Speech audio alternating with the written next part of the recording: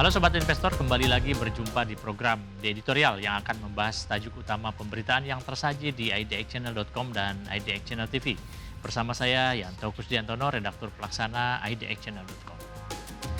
Di tengah hembusan angin reformasi ekonomi yang digulirkan pemerintah Presiden Prabowo Subianto, kucuran dana 23,67 triliun dari Danantara Asset Management untuk PT Garuda Indonesia Persero Tbk atau GIAA pada November 2025 mendapat sorotan publik.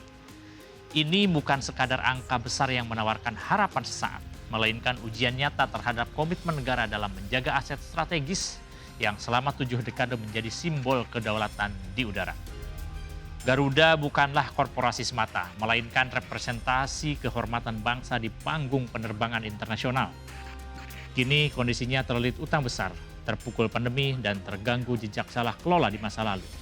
Karenanya keputusan untuk menyuntik maskapai dengan dana jumbo yang disahkan melalui Rapat Umum Pemegang Saham Luar Biasa atau RUPSLB pada 12 November 2025 kemarin, itu harus dibaca sebagai langkah tegas namun penuh konsekuensi untuk mengangkat kembali maskapai yang pernah berjaya di Asia Tenggara pada dekade 80-an sampai 90-an yang lalu. Kenyataan di lapangan tak bisa lagi diabaikan. Puluhan pesawat Garuda kini terparkir tak beroperasi alias di-grounded akibat tertundanya perawatan yang memerlukan biaya besar. Managing Director Non-Financial Holding Operational Danantara, Febriani Edi menegaskan bahwa ancaman finansial tersebut. Pesawat-pesawat itu tidak hanya berhenti menghasilkan pendapatan, tetapi tetap menanggung biaya sewa, asuransi hingga operasional harian. Setiap hari penundaan semakin menambah beban kerugian. Karena itu skema alokasi dana menjadi krusial. Alokasi sebesar 8,7 triliun atau 37% dialokasikan untuk kebutuhan mendesak seperti pemeliharaan armada dan perbaikan mesin hingga meningkatkan layanan. Sementara yang terbanyak yaitu 14,9 triliun atau sekitar 67% lainnya diperuntukkan untuk memperkuat Citylink termasuk melunasi kewajiban bahan bakar kepada Pertamina yang tertunda sejak 2019 hingga 2021. Penyaluran dana melalui PMTH-MTD ini yakni gabungan antara setoran tunai 17 triliun dan konversi utang 6,65 triliun menunjukkan bahwa kebijakan ini disusun dengan perhitungan matang, bukan sekedar respon yang spontan. Namun, di balik rasionalitas finansial tersebut, kita masih harus bertanya, apakah injeksi dana ini cukup untuk mengatasi persoalan struktural yang mengakar lebih dari 1 dekade? Garuda kini terseret ke krisis setelah ekspansi agresif tanpa kalkulasi matang pada era 2010 yang lalu di tengah fluktuasi harga aftur dan kompetisi maskapai berbiaya rendah, seperti datang dari pesaing di Lion Air dan AirAsia. Pandemi COVID-19 kemudian memperburuk keadaan. Penumpang Garuda anjlok hingga 90%. Kemudian rute internasional juga menyusut dan restrukturisasi utang senilai 140 triliun pada 2021 hanya menahan sementara laju keruntuhan. Kini melalui suntikan modal baru, Garuda berkomitmen memperkuat struktur keuangannya untuk tetap bertahan di Bursa Efek Indonesia tanpa ancaman delisting.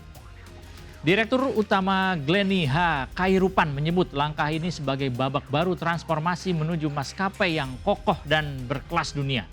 Namun, komitmen saja tentu tidak cukup. Pertanyaannya ke depan adalah bagaimana akuntabilitasnya akan dijamin. Lebih jauh, ada dimensi sejarah dan moral yang tak bisa dilepaskan dari upaya penyelamatan Garuda.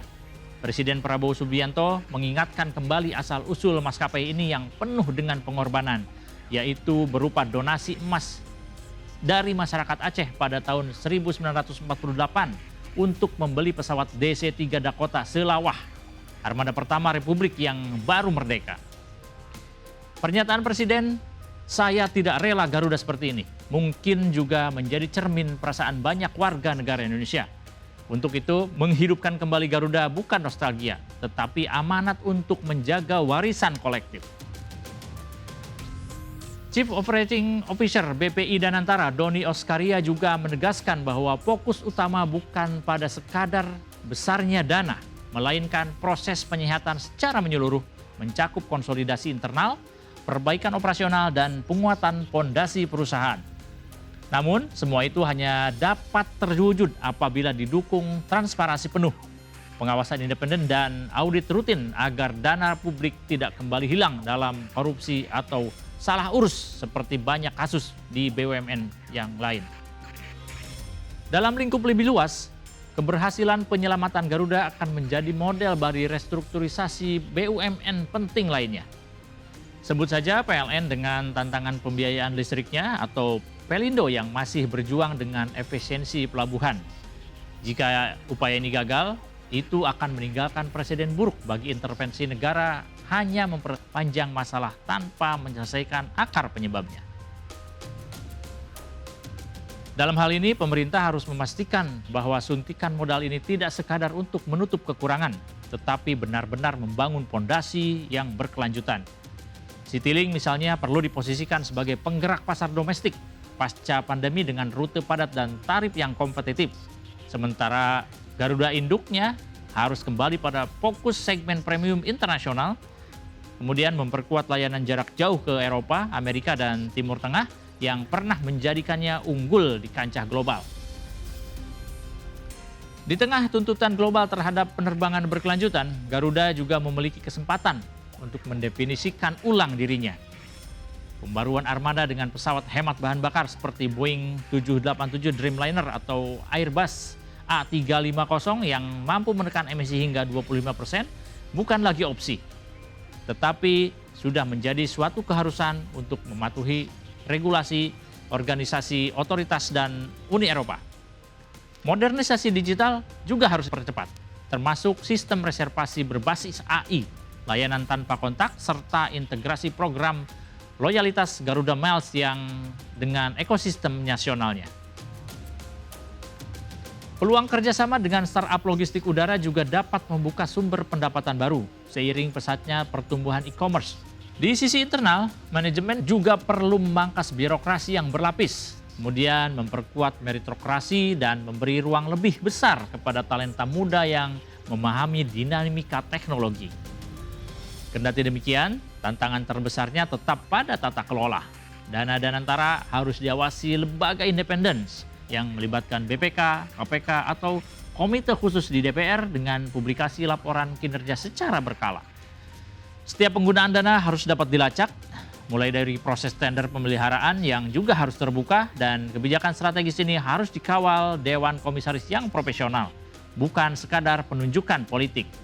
Bila semua ini berjalan, Garuda bukan hanya dapat bangkit, tetapi berpotensi menjadi maskapai pionir di ASEAN dalam mencapai target net zero emission pada 2050, sejalan dengan komitmen Indonesia di panggung internasional. Pada akhirnya, nasib Garuda adalah cermin komitmen bangsa dalam menjaga simbol nasionalnya. Jangan biarkan maskapai ini tenggelam karena kelalaian, korupsi, atau manajemen yang buruk. Pemerintah, manajemen, dan pegawai, serta masyarakat harus bergerak bersama. Bukan sekadar menyelamatkan, tetapi mentransformasi Garuda menjadi maskapai yang relevan, kompetitif, dan membanggakan.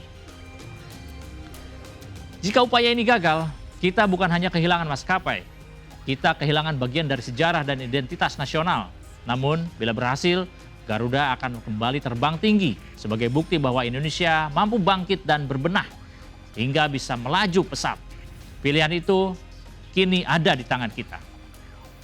Demikian program di editorial edisi kali ini. Saya Yanto Kusdiantono, pamit undur diri. Pantau terus berita ekonomi, bisnis, dan pasar modal hanya di IDX Channel TV, idxchannel.com, dan media sosial IDX Channel. Sampai jumpa.